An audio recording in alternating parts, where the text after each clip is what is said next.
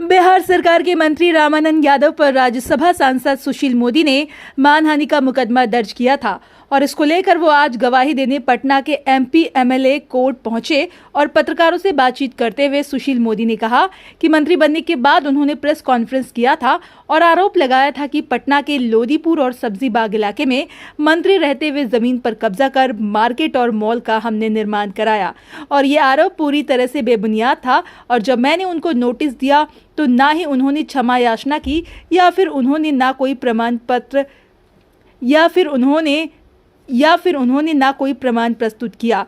Khetan market और लोदीपुर से मेरा कोई लेना देना नहीं है। इस प्रकार के बेबुनियाद आरोपों से मेरी छवि धूमिल हुई और इसी वजह से मैंने मानहानि का मुकदमा दर्ज किया और आज इसी पर मेरी गवाही थी और मेरी गवाही पूरी हो गई। गवाही में मैंने बताया कि मॉल और मार्केट से मेरा कोई संबंध नहीं है। उन्होंने मंत्री पद पर रहते हुए इस तरह का बेबुनियाद झूठा आरोप लगाया जिससे मेरी छवि धूमिल हुई है।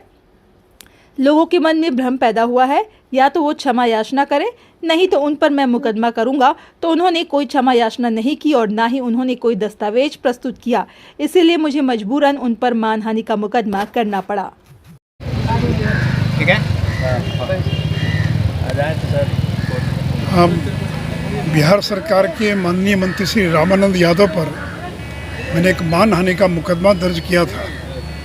आज उसी की गवाही थी और मंत्री बनने के बाद उन्होंने एक प्रेस कॉन्फ्रेंस करके आरोप लगाया कि पटना के लोदीपुर और सब्जी बाग इलाके में मंत्री रहते हुए ज़मीन पर कब्जा कर और मार्केट और मॉल का निर्माण कराया।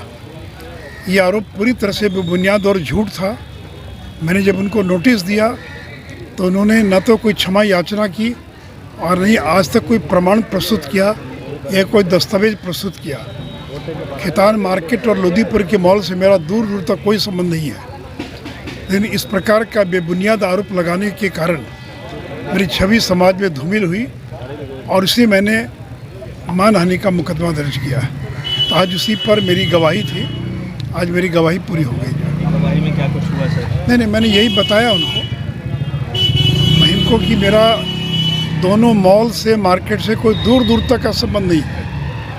फिर भी उन्होंने मंत्री पद पर रहते हुए इस प्रकार का बेबुनियाद झूठा और भ्रामक आरोप लगाया, उसे मेरी छवि धूमिल हुई है। लोगों के मन में भ्रम पैदा हुआ है और या तो वो क्षमा याचना करें और नहीं तो उन पर मैं मुकदमा करूंगा। तो उन्होंने कोई क्षमा याचना नहीं की, नहीं उन्होंने कोई दस्तावेज आज तक कोई प्रस्तुत किया, इसलिए मुझे मजबूरन उन पर मानहानि का मुकदमा दर्ज करना पड़ा। मानहानि नहीं, कोई राशि नहीं है उसके अंदर। अच्छा सर, ये बताया जा रहा है कि बिहार तो निकल के क्या होगा, ये तो बताया ना मैंने आपको कि पहले की जो नियुक्तियां थी उसी का भी बांट रहे हैं। भाई आपके डिप्टी सीएम बनने के बाद कोई विज्ञापन निकला हो, कोई परीक्षा हुई हो और उसकी ज्वाइनिंग कराए तो समझ में आता है। सारी प्रक्रिया पूरी हुई हमारे समय में और वो भी जन्मदिन पर 25-50 हज़ार लोगों को बांटते तो बात समझ में आती। 150 लोगों को नियुक्ति पत्र बांट रहे हैं, वो भी बासी पुराना नियुक्ति पत्र बांट रहे हैं। तो देखिए, बिहार का नौजवान बहुत समझदार है और इन लोगों ने जो वायदा किया कि 10 लाख नौकरी देंगे, इसमें ये विफल हो गए हैं और तो बूंद बूंद से सागर भरना चाह रहे हैं, कभी 150 कभी 200। अब मुख्यमंत्री जी 16 तारीख को 10,000 सिपाहियों की को नियुक्ति पत्र देंगे। ये भी सारी नियुक्ति हम लोग के समय में हो चुकी है, केवल नियुक्ति पत्र बांटने का काम करेंगे। तो इसीलिए बिहार की जनता बहुत जागरूक है, उनको मालूम है कि ये लोग जो वायदा कर रहे हैं वो उस वायदे को कभी पूरा नहीं कर पाएंगे। बिहार में यादव है।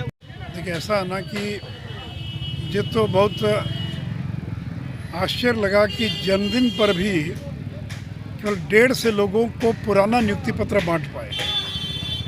3 महीना हो गया सरकार बने हुए, अभी तक जो भी नियुक्ति पत्र बांटा है ये उन लोगों को बांटा जो ज्वाइन कर चुके, जिनका विज्ञापन निकला हम लोग के समय में, जिनकी परीक्षा हुई हम लोग के समय में, परिणाम निकला, नियुक्ति पत्र मिल गया, लोग ज्वाइन कर लिए, उन्हीं लोगों का दोबारा नियुक्ति पत्र बांट रहे हैं।